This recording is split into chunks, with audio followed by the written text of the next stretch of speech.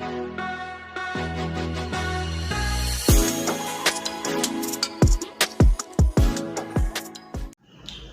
Friends, ये sample paper class 10th CBSE का standard mathematics का क्वेश्चन नंबर 16 है।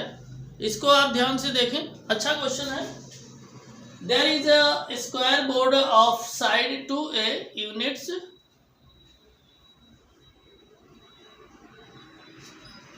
a red circle subscribing a red circle.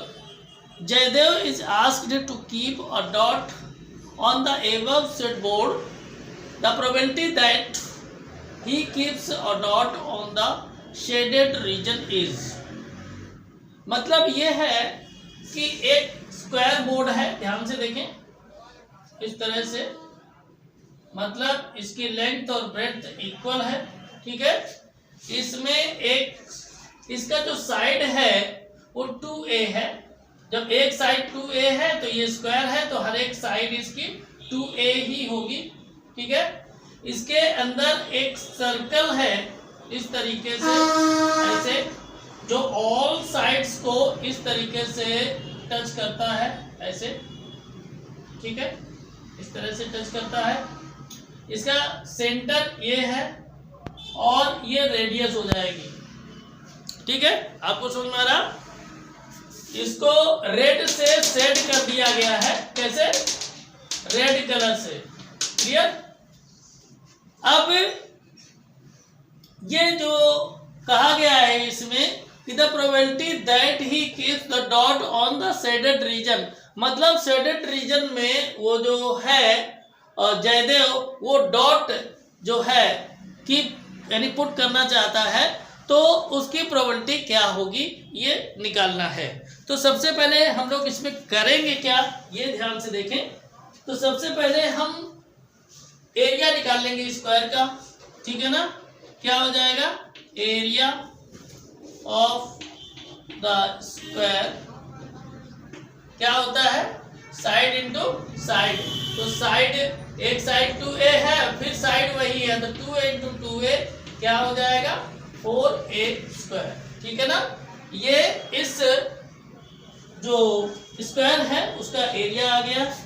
अगर हम बात करें यहाँ पर तो देखें, ये जो आपका है पॉइंट, यानी इस सर्कल का जो सेंटर है वो आपके स्क्वायर का भी सेंटर होगा, ठीक है। तो ये आपका साइड का हाफ है। कितना है? साइड का हाफ है। क्यों?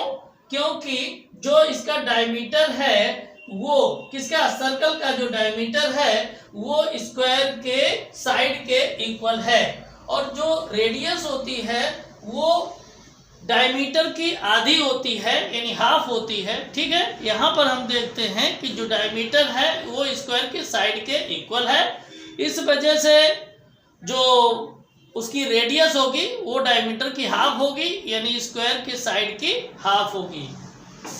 तो 2a अगर डायमीटर है तो a उसकी रेडियस हो जाएगी, क्लियर।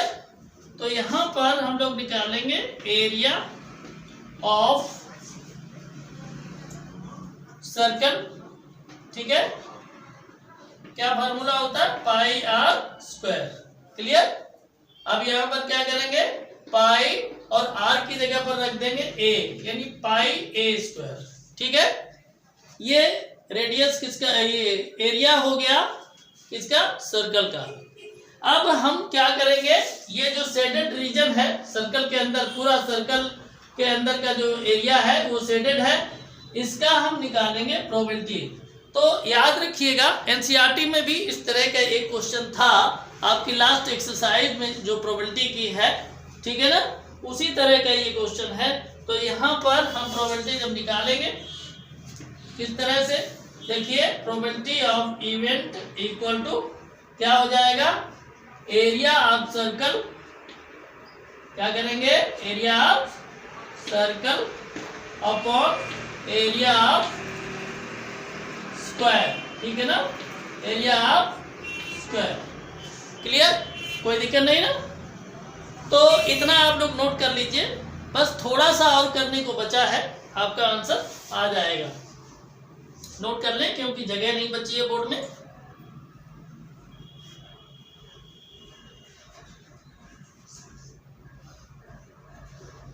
चलिए आगे देखते हैं और इसको सॉल्व करते हैं। बहुत ही आसान सा क्वेश्चन है।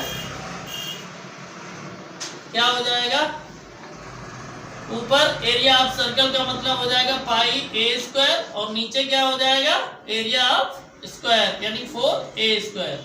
ठीक है, अब ए स्क्वायर से ए स्क्वायर को हम कर देंगे कट।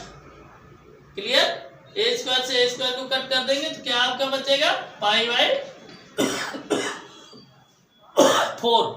ये आपका आ गया आंसर। आप देखेंगे ऑप्शन आपका कौन सा सही है, ऑप्शन ए सही है। 16 का कौन सा ऑप्शन सही है, ए। तो इस तरह से आपका क्वेश्चन नंबर जो 16 था वो हो गया सॉल्व। ठीक है, वीडियो अच्छा लग रहा है तो वीडियो को लाइक करें, इष्ट मित्रों को शेयर करें और कमेंट अवश्य करें। चैनल पर नए हैं तो Pandey's excellent tutorials YouTube channel को सब्सक्राइब करें, बेल आइकन को दबाएं और ऑल के ऑप्शन को भी प्रेस करें ताकि जैसे ही हम वीडियो डालें तुरंत आपको मिले। ये प्योर मैथमेटिक्स का ही चैनल है, इसमें जो भी कंटेंट है मैथमेटिक्स का ही रहता है। ठीक है, तो इस वजह से अगर आप अपनी मैथमेटिक्स को स्ट्रॉन्ग करना चाहते हैं, बोर्ड एग्जाम में अच्छे मार्क्स पाना चाहते हैं तो आप हमारे वीडियो अवश्य देखें। चलिए बढ़ते हैं नेक्स्ट क्वेश्चन यानी क्वेश्चन नंबर 17। हाय फ्रेंड्स, अब हम लोग देखेंगे सैंपल पेपर का क्वेश्चन नंबर 17। क्वेश्चन नंबर 17 आपका प्रोबेबिलिटी से है। 2 cards of hearts and 4 cards of spades are missing from a pack of 52 cards. A card is drawn at random from the remaining pack. What is the probability of getting a black card? मतलब ये है 2 card आपके hearts के यानी red और 4 card spades के यानी black. Spades जो होते हैं वो ब्लैक कार्ड होते हैं।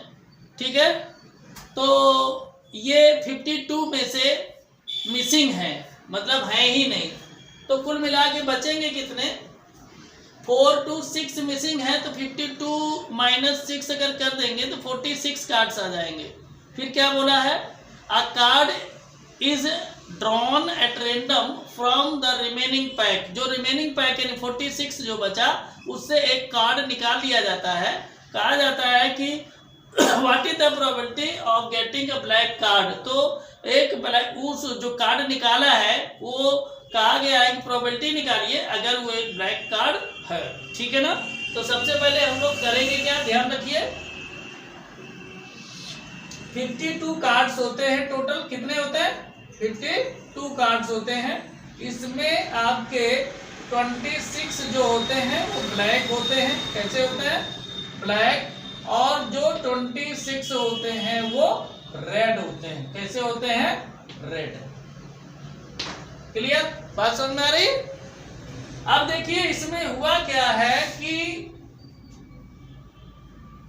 ये जो 52 कार्ड्स थे इसमें से 6 कार्ड यानी 2 ये और 4 ये 6 कार्ड मिसिंग है, यानी 6 कार्ड माइनस कर देंगे तो 46 आ जाएगा। ठीक है, अब हम चलेंगे ब्लैक में। अगर हम देखें ब्लैक की कंडीशन तो ब्लैक में कितने, ब्लैक में आपके 4 कार्ड जो स्पेड्स के हैं यही कम होंगे, यानी ब्लैक में कितने हैं 26 और 4 कार्ड इससे मिस हो जाएंगे, कितने बचेंगे 22।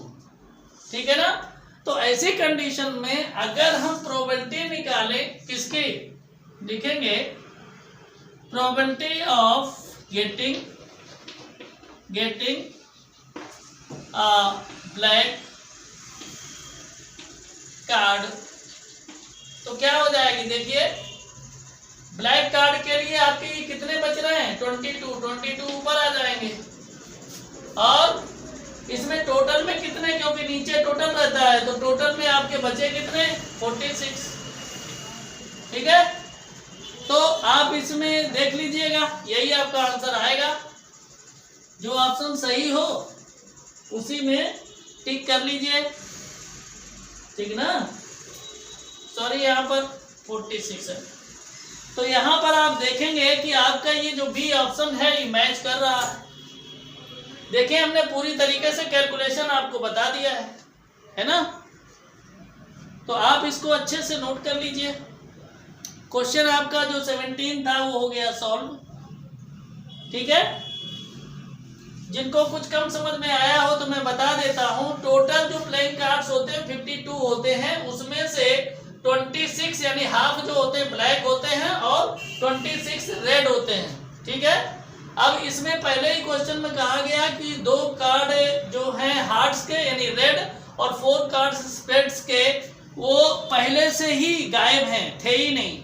तो 52 में से माइनस कर दीजिए 6 को, तो 46 टोटल बचेंगे आपके, ठीक है। अब यहाँ पर अगर आप देखें तो ब्लैक में 26 है, तो 26 में ये ब्लैक वाला जो है वो माइनस कर दीजिए, 4 कार्ड इससे माइनस कर दीजिए, तो कितने है 22। तो प्रोबेबिलिटी ब्लैक कार्ड की कितनी आ जाएगी 22/46। इस तरीके से आपका जो बी ऑप्शन था वो सही है।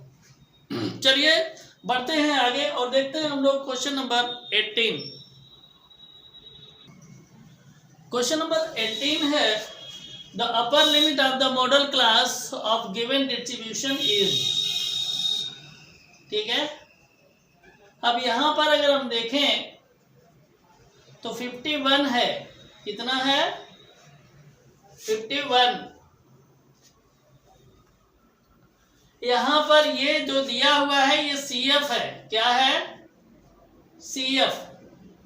आप याद रखें यहां पर आपका दिया हुआ है below 140, below 145, below 150, below 155, below 160 और बिलो 165, ठीक है।